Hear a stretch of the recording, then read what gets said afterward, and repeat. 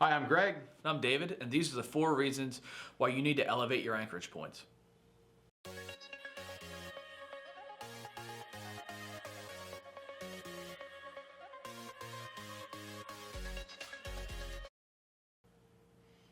Sometimes there's a lot going on in fall protection. What you may not understand is there's more to it than throwing a harness on, tying a lanyard to something close by, and working at heights. There's a lot that goes into calculating where you should put your anchorage and what you should do to provide adequate anchorage while you're working at heights.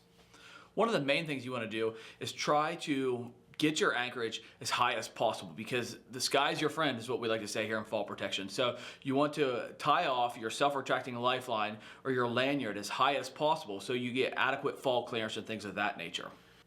In this video, we're going to talk about the steps that you can take to make sure that you're elevating your anchorage properly, picking the right gear, and having the safest time as possible at heights. First, we're going to talk about how to calculate your fall clearance. First, you're going to take into account the distance from your walking working surface to the next lower level or obstruction. After that, you want to look into the arresting distance of your self-retracting lifeline or lanyard. And then after that, you want to take into account where you are actually tying off. You add those 3 factors together and a little bit of a buffer, and you calculate what is essentially your fall clearance needed to do your work at heights. Most manufacturers are going to lay out this in your self-retracting lifeline manual, things like that, even on the shock pack of some of your self-retracting lifelines. So it's an easy guide to know how much distance you need when you're working at heights. When calculating your fall clearance distance, you'll notice that the location of your anchor point greatly affects your total fall clearance distance calculation.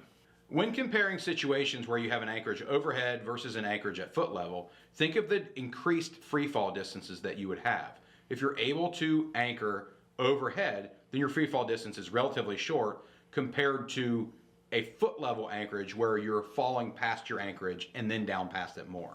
For example, if you're tying off at foot level, use a worker's height of around 5 to 6 feet. You're now going to fall around 5 feet before your self-retracting device is even going to start really arresting that fall. Also with that, you're going to increase your fall forces. So since your free fall distance is now increased to around 5 feet compared to, let's say, a class 1 device around 42 inches, it is going to increase your fall forces dramatically.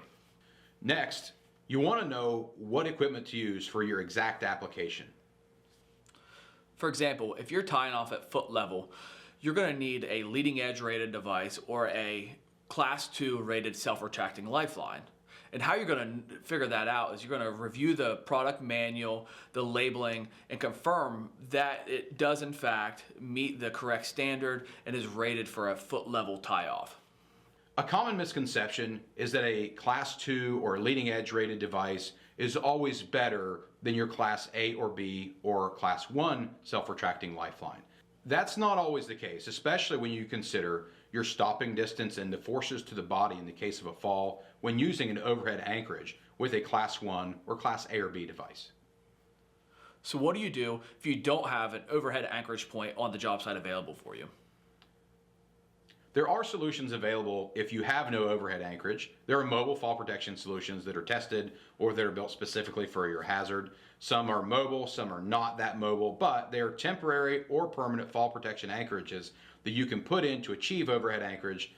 We make one called the X Series Mobile Grabber. We've got several different models, and we put those in place for the hazards like these when you look up and you have nothing, but you do need elevated anchorage.